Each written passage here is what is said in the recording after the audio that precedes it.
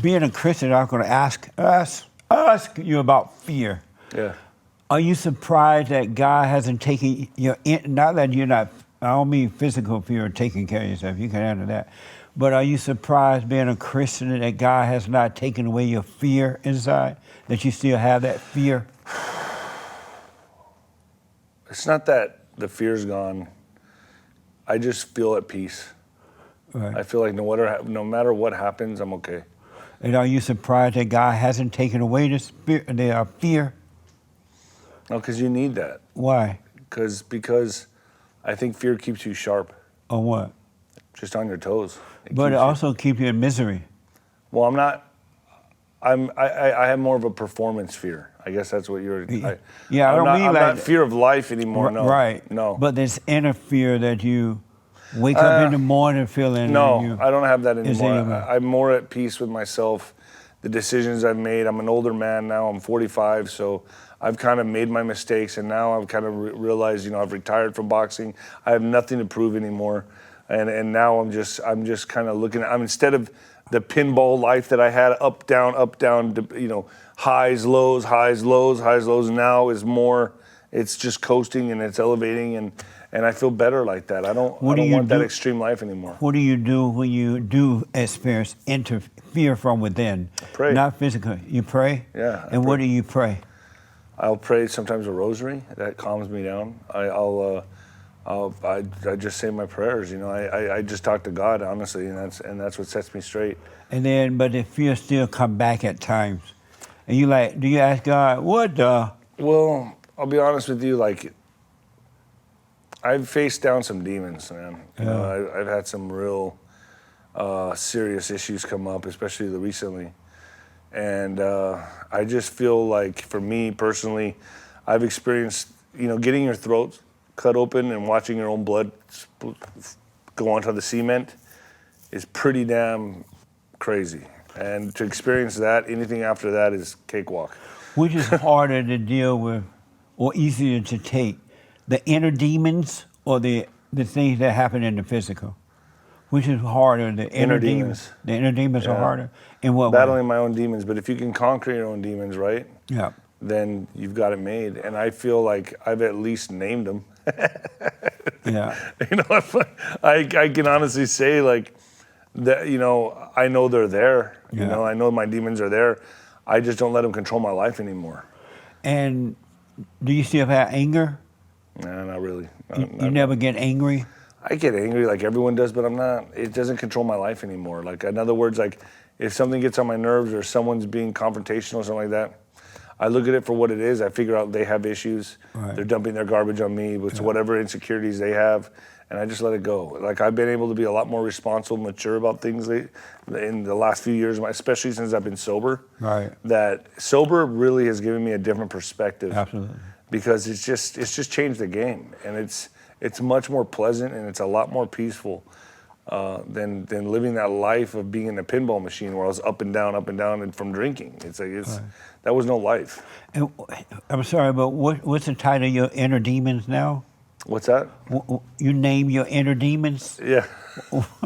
No, it's just a figure of speech. I didn't really name them all, but I'm just saying, it's just not something I've learned to know that they're there. Yeah. And I don't have to be scared of them anymore. I know we all have them, man. Everybody has them. Yeah. So, nobody's any better than anybody else. Right. And everybody has, and you wouldn't trade yours for mine. I wouldn't trade mine for yours. And everyone in here is the same. So to me, I see it as, we're all the same, dude. It's almost like we're all just a bunch of mixed up kids. Everybody is the same. Yes. We live in a same society. Every human being you know, every human being you ever know, every human being you ever meet, every human being that have ever existed is living in hell. Yes. Isn't that something? Yeah, it's true. It's amazing, huh? They're all the same. In Hawaii, and actually in Lahaina, right? About 10 years ago, I was at a bar with my buddy, and actually my buddy that I was with just passed away from alcoholism, right? And we went to a bar together, and it said in the back of the bar next to the register, it says, "Be kind. Everyone's fighting their own battle." Yeah. And I thought about that because that was for the bartenders to read, obviously, with obnoxious drunks or whoever they have to encounter, and it said that to where only the bartender could see it. And I thought about that, and I'm like, man, isn't that the truth? It's like we all have our own cross to bear. We all have our own battles, and you wouldn't trade yours for anybody else's, and vice versa. Do you think God made us to have demons? I think that's the interesting dynamic. I think that's the duality of being a human being, is that we have to have those internal fights. Do you believe God gave us the demons? God is the Alpha and the Omega, right? Who? The Alpha and the Omega. So to me, everything is under God's watchful eye. So I think, could it be a necessary thing to have a shadow or a dark night of the soul, or something you have to go through to grow into light? I don't know. I think one needs the other. It's the yin and yang. So do you believe that God gave us the demons? I wouldn't say it like that. That's a very complicated, loaded question. Like, I wouldn't say gave us the demons. I would say, I think a lot of our life we bring on our own demons. How? By the trials and tribulations we face, and the people we encounter, and the decisions we make lead us into certain paths and roads that we don't need to go down, but we learn from them. I think demons can be a necessary learning experience, having, So, but you don't believe God gave us the demons? Well, I mean, if I say God gave us the demons, it's gonna then I would imagine that you'll come back and say, well, God, that's the direct opposite of what God is. God, and that is not from God. You but imagine that's what I'm gonna say? Huh? You say you imagine that's what I'm gonna say? But that's would be. What? I'm just saying, like, for me, I believe that there is a duality that only a human being can experience, and this duality is, it's dark night and light. It's dark and light, and I think that's what creates the human experience. Do you believe God gave us the demons? I don't believe He gave it to us. Well, who gave them to us? I mean, I would have to say there's an opposing dark force, right? But that is the yin and yang, that opposing dark force. To me, I've grown more out of my dark experiences. Do you get what I'm saying? Like, through my trials and tribulations, through my demons have propelled me to grow into being a better person. And better in what way? More understanding. Suffering knows many languages. Does that make sense? Like having to deal with my own demons has made it for me able to understand other people and their actions, and have a better understanding of life. Do you believe that you are your demons? I think you create them. I think you can create them, but I also believe there's outside forces that are demonic. And so do you believe you are your demons? I believe you can bring in demons into your life. But do you believe that you are your demons? To an extent. And how are you your demon? How am I my own demon? Yeah.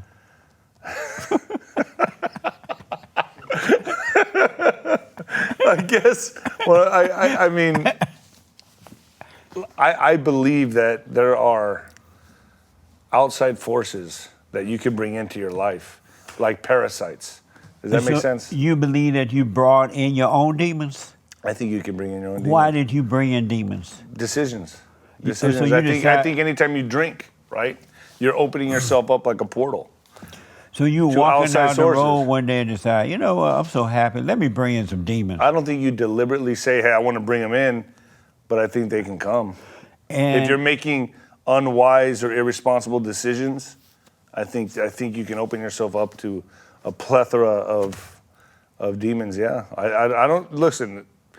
I'm not pretending I know. I'm just saying that I understand. I can feel like that's probably a realistic outcome. If I'm out drinking, right, and I'm partying with friends and I'm drinking, all of a sudden I'm not thinking clearly. I'm not making the decisions I usually would make when I'm sober. And it's almost like I feel like I become an amusement park to whatever entity wants to enter my life or my soul, right? And go for a joyride, So I feel like your decisions and what you do in life, can lead to you're opening yourself up to outside forces. Does that make sense? So if you believe that you bring in your own demons, why can't you take them away from you? Why did I take that? Why can't you take them away from yourself, but you still have some? they're always going to be there. They're probably waiting for me to go drink again. Why not take away them all since you're not drinking? You know they're there, Well, that's and up you to believe God. you brought. I feel like I'm doing very good. I feel for me, not making the decision not to do drugs and drink again is me conquering my demons. But some of them are still there. Well, I think they're always going to be dormant. There's going to be some that You don't think they're ever going to leave? Do you think you'll ever be? I can't answer that. I hope they do.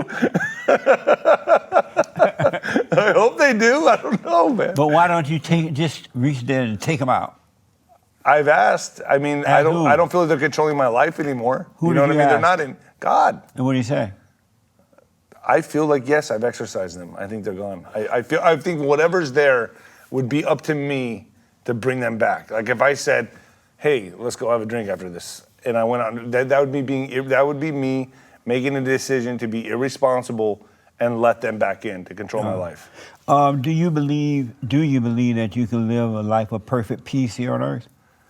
That's hard, but I think you can, sure. And why is it hard? There's so many temptations. You know, everyone has temptations. And why do you think you can? Why do I think I can? Why do you believe you can live a life of perfect peace? Honestly, I think the less people in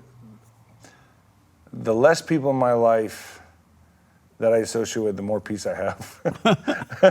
I think hell is people. I mean, if you want my honest truth, I think like dealing with the more people you deal with, the more problems you have. You know, I just try to keep my circle small, and and that's my peace, honestly. And so you do believe that you can live a life of perfect peace?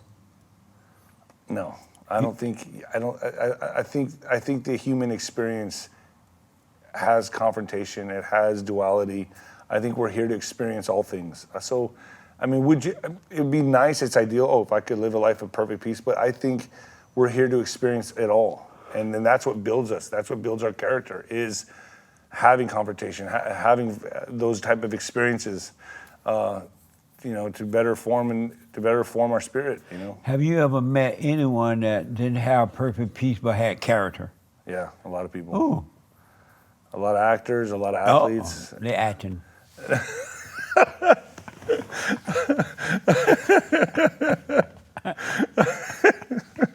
I'm trying to go deep with this, and it's like, I don't know, man. I don't know what's going on right now, but it's good.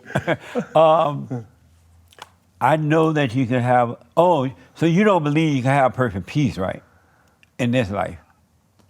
I think it's hard to attain, man. I mean, they say some monks have done it, right? Some people have ascended. I don't know. Those monks have not done it either. You know, why they hide. I don't know. That's why they hide in the woods and just meditate all day. But they're away from everybody, right? But that's not perfect peace. I think getting away from most people is peace. For me, I've had more peace being away from people. I know, but the hell is still with you. Well, the hell's with me. Even though you lower the number of people that you meet. I never said I was perfect. Right, but no. I have those temptations, yes. Yeah. So even though you get rid of so it's many, still there. That little hatchet man still is inside me. Right. Like self-destructive. Yeah, that's why I don't drink, because I know that if I drink, that guy comes out, and it's not good. Right. But he still comes out even when you're sober. Not really. A little bit. Not really, man. No. And why not nearly. You control him? That's what control. I'm much more able to control him. So you can control the spirit of evil? I cannot let it take control of me. Yeah, I mean, I feel like I can definitely put a lid on it. So, you know...